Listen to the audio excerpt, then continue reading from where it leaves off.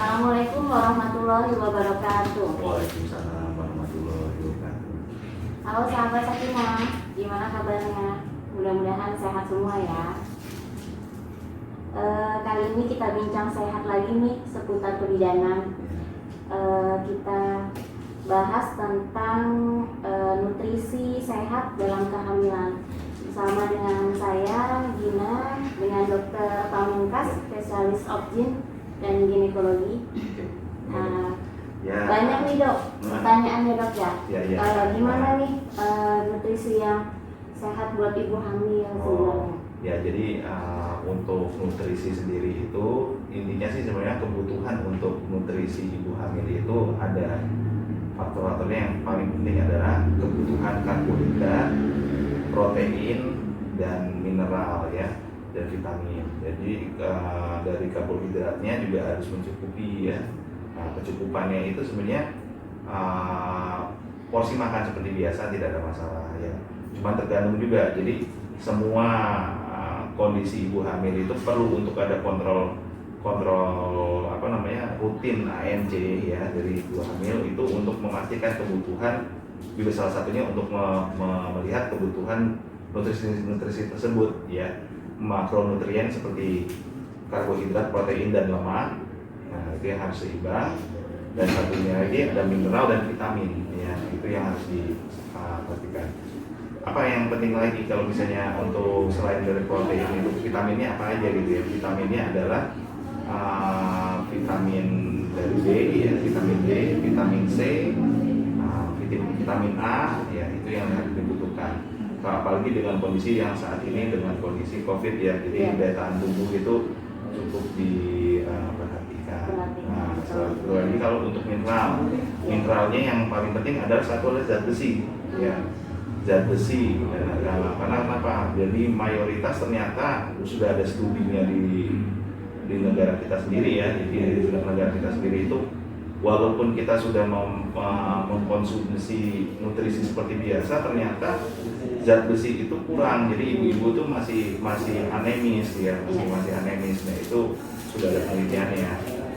Jadi penting untuk zat besinya yang harus dikejar. Dari mana asupannya? Sebenarnya zat besi itu banyak. Iya, sumbernya dari mana aja? Dari daging-daging, itu juga dari daging-dagingan, dari kalau misalnya untuk tumbuhan seperti bayam, ya itu juga bisa, buah bit, itu zat besinya tinggi ya. Karena ini pengaruh, kalau zat besi itu paling utama kalau dalam kehamilan. Kenapa?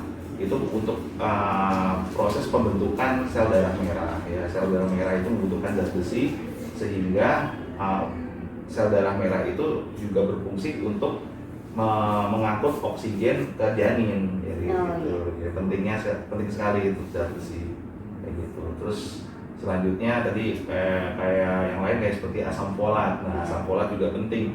Dari trimester pertama harus mengonsumsi asam folat. Kenapa? Dengan dimensi asam folat itu bisa menyebabkan penyakit-penyakit yang lain.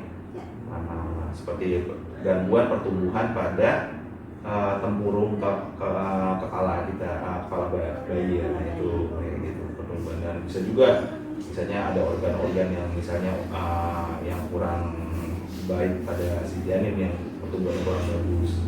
Dan banyak sekali sih kayak gitu asam folat. Terus kalau untuk ibu hamil boleh mengkonsumsi kurma nggak dok? Nah, itu dia. Nah, kalau untuk yang ada jadi studinya itu di luar negeri, itu sudah ada, malah di luar negeri ya, di Yordania ya. Jadi itu sudah ada bahwa sebenarnya nutrisi Islami ya istilahnya ya, yang kita tahu misalnya buah kurma gitu, itu sangat penting sekali ya. Ternyata di dalamnya itu kandungannya itu mencukupi. Seperti apa? Zat besinya sudah ada, asam folatnya juga ada, salisilatnya juga ada. Nah, dan juga ada vitamin-vitamin yang banyak dikandung di situ. Jadi itu penting banget, sesuai dengan yang sudah kita ketahui dari hadis dan Al-Quran ya. Itu di situ zaman dulu Siti Maryam melahirkan tuh dia disarankan untuk mengkonsumsi itu kan, dari malaikat Jibril untuk mengkonsumsi si buah kurma. Ya ternyata udah emang pengaruh tuh. Jadi dari beberapa rangkaian penelitian ibu hamil yang dengan kehamilan di atas kehamilan tua ya istilahnya mengkonsumsi kurma 7 butir itu ternyata dia akan berkurang terjadinya resiko-resiko seperti ibunya harus operasi ya, jadi bisa lahir normal dengan baik, selaput ketubannya juga bisa intak dan bagus. Itu udah ada penelitian di luar, makanya bagus ya, itu salah satu yang selalu saya rekomendasikan buat untuk ibu-ibu hamil, konsumsilah itu si kurma ya. Kurma. Terus biasanya banyak pertanyaan nih dok, kalau minum es bisa buat bayi besar nggak sih? Itu dia. Biasanya banyak nih sahabat Sakinah pertanyaan seperti itu ya.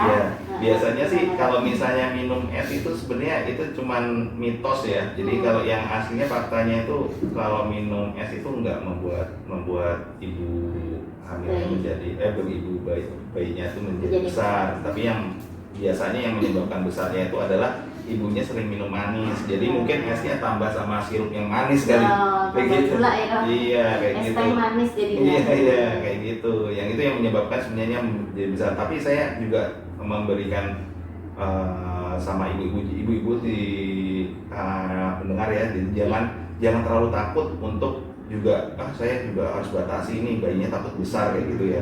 Jangan. Jadi ibu seperti biasa aja konsumsi yang secukupnya, kayak misalnya gula secukupnya. Kenapa? Karena kalau misalnya kita membatasi juga akhirnya pertumbuhan bayinya jadi kurang ya. Kita juga butuh si gula itu ya untuk kehidupan sehari-hari dan untuk pertumbuhan si janin juga perlu gula.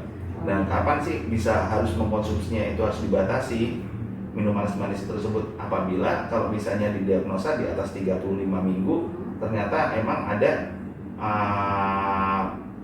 ibunya dengan sakit gula pada kehamilan. Nah, sebutannya sakit gula pada kehamilan dia, jadi sebelumnya nggak ada sakit gula, dia ada sakit gula dalam kehamilan. Nah, itu harus dibatasi. Kenapa? Resikonya bayinya akan jadi besar.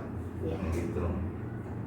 Sebenarnya idealnya dok penambahan berat badan pada ibu hamil itu berapa ya dok? Nah, untuk pertambahan berat badan itu sekitar 11 kilo ya, 11 kilo sampai 15 kilo untuk penambahan berat badan untuk ibu hamil rata-rata. Tapi itu tergantung dari ibunya ada kondisi misalnya overweight tidak, ibunya sebelum hamil dia dengan kondisi malnutrisi atau tidak. Kalau misalnya malnutrisi sebenarnya dia emang kecil gitu, dia harus membutuhkan lebih dari itu. Tapi rata-rata sekitar 11 kilo kita harus peningkatannya ya rata-rata ibu hamil ya kayak gitu.